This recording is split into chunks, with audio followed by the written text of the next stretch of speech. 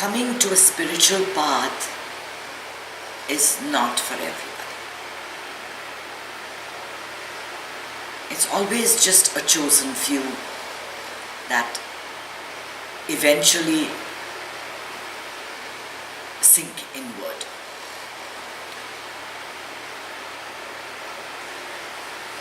If I were to put a number on it, I'd say that 90% of this world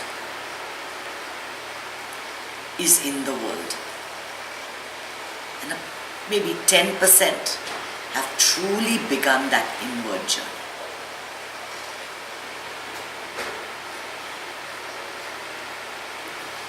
Being religious, going to church on Sunday, attending all your festivals, going to the temple, is not being spiritual.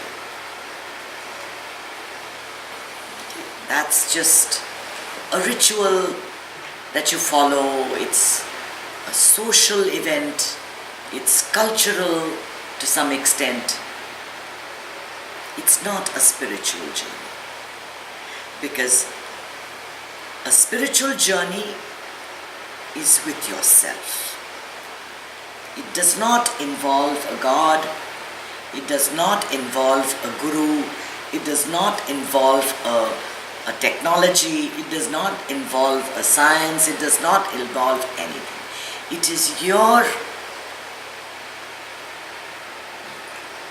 exposition of your true self. Your self-realization. It is your relation with you. So what happens that even when people go to church, even when people go to temples, they merely convert the head of the church or the head of the order into one more God whom they pray to. And that is not a relationship with yourself. That is a relationship with the other person. Self-realization is everything. To know who you truly are, to know why you're here, to understand how your mind works, to understand what your purpose is, to know what the impediments on your path are, to know how you created them, to watch yourself as you create your own stumbling blocks, to reflect on every day, on everything that happens. That is self-realization. And it does not come from going anywhere. You don't have to go to a mountain, you don't have to go to a retreat, you don't have to go anywhere. It can come right here, right now. At any moment, you'll have that aha moment when you truly understand yourself. And the divisions between the I, the me, and the myself, they blur.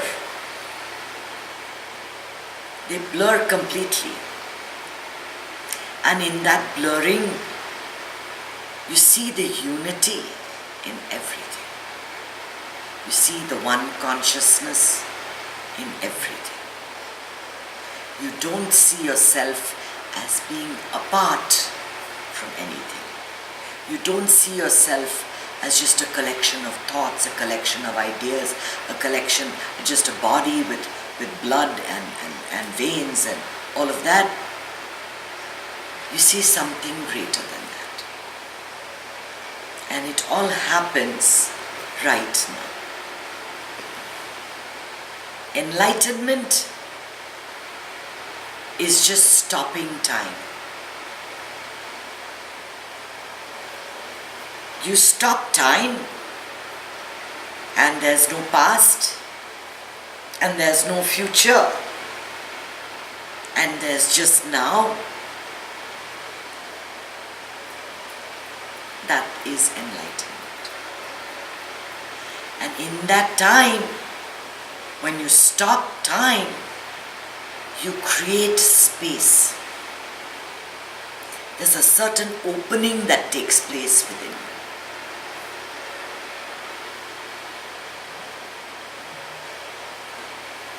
I don't know a lot about about physics, but I know that time and space are very much related. And that's what was the theory of everything, the string theory, talking about the time and space warp. So I don't know about outer space. I don't know much about gods. I don't know about anything. All I know is that whenever I catch myself in a thought, I stop time and I become present. And when I become present, when I'm right here, everything stops for me. It's like you've put a pause button on life. And when you create that pause button, because the future doesn't exist, there is no anxiety. We're only anxious because of something that has to be done in the future, right? Or something we didn't do correctly, or we took a wrong decision, or we made a bad choice, or we have bad habits, or whatever it is. But if time stops and you are in the present moment, there is just you holding the supermarket cart, standing and doing nothing. And when you do nothing, when there is no emotion, no highs, no lows, no pain, no pleasure, no black, no white, none of that. None of the tug of war, that takes place between our emotions and our thoughts and what we want and what we have and what we need and what we should do and can't do and mustn't have. And all those rules that are set for you. All that comes to a complete standstill. You slip into the moment, and in that moment is everything. Everything. Because whether you like it or not, all of you have that moment. You can slip into it right now. You can throw everything away and know yourself right now, but you're just not doing it. You're not doing it. And I don't do it all the time. I'm a work in progress. But many times in the day, I get reminded and I stop. Stop. So it doesn't come overnight. Any self-realization comes with self-effort. You have to try and you have to try and you have to try and you have to try. Each time. You have to do it. It's not even trying. It's doing it. You don't have to try to stop the moment, you just stop it. And you don't give up. You keep going, because the more you stay in stillness, the easier life is. The less you get buffeted by other things.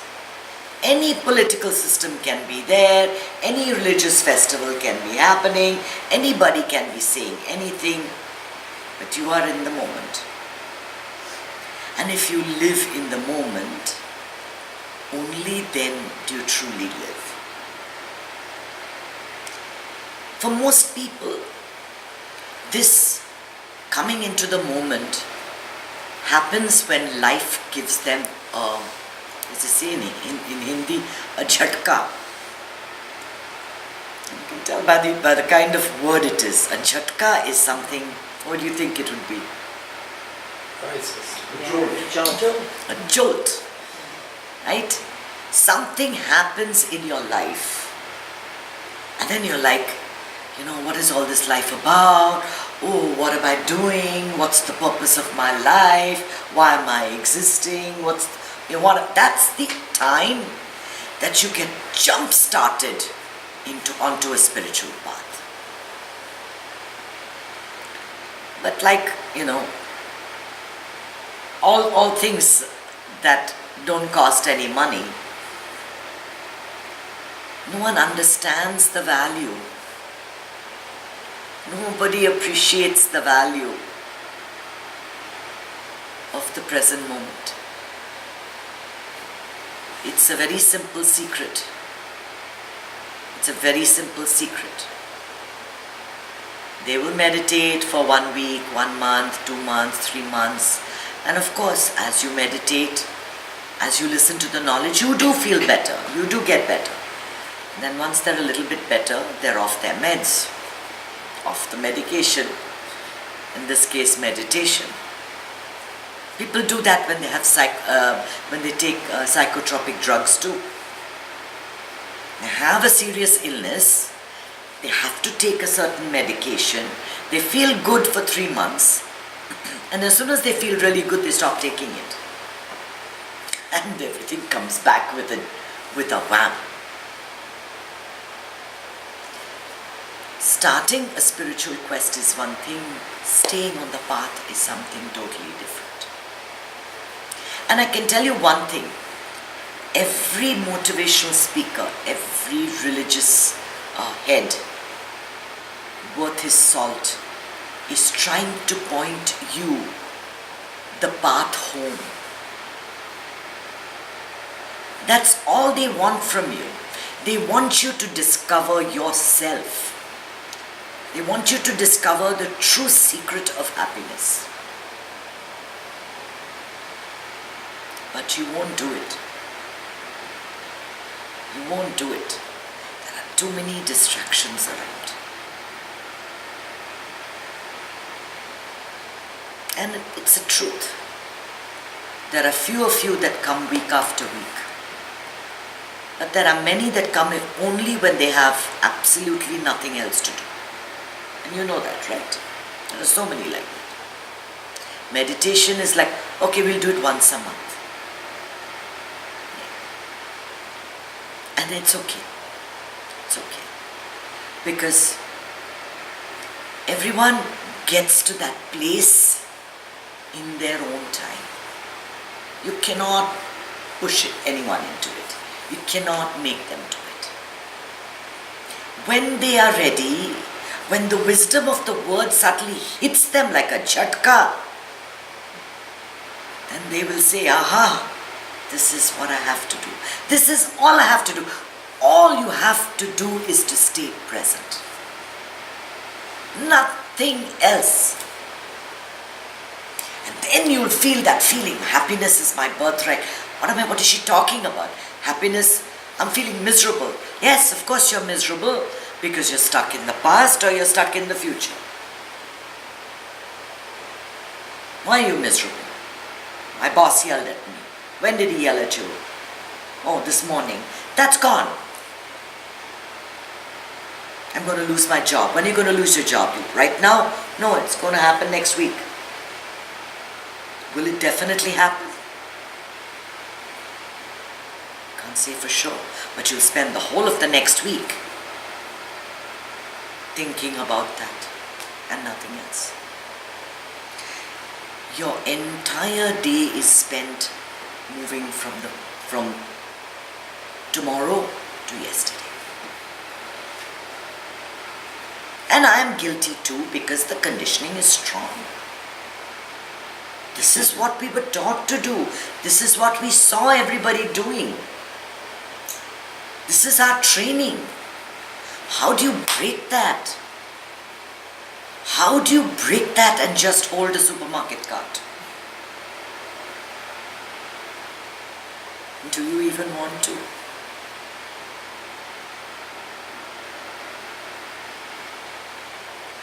It happens right here. You don't have to go anywhere. You don't have to be anyone. You can be a serial killer, a Muslim, a Christian, a head of state, a beggar. There is no distinction. Being in the moment crosses all barriers. Because the moment is the same for all of us. And in that moment, the sameness of everything comes in a flash. And it comes as a feeling of utter pleasure. Because you have dropped all your sheets. You have dropped the body. You have dropped the breath.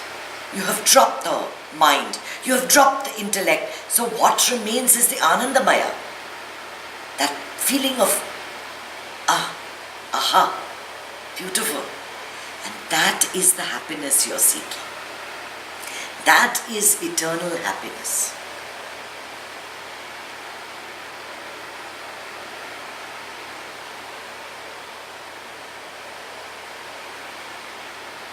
It's not going to happen overnight.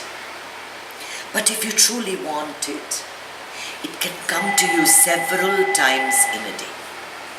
Several times in a day. You can stop everything. Stop the tax returns. Stop doing all that. You don't need to go on a cruise. You need to have just individual moments, aha moments, where you stop it all and experience that beautiful bliss. And in that bliss, you realize in a flash that you are the happiness you seek.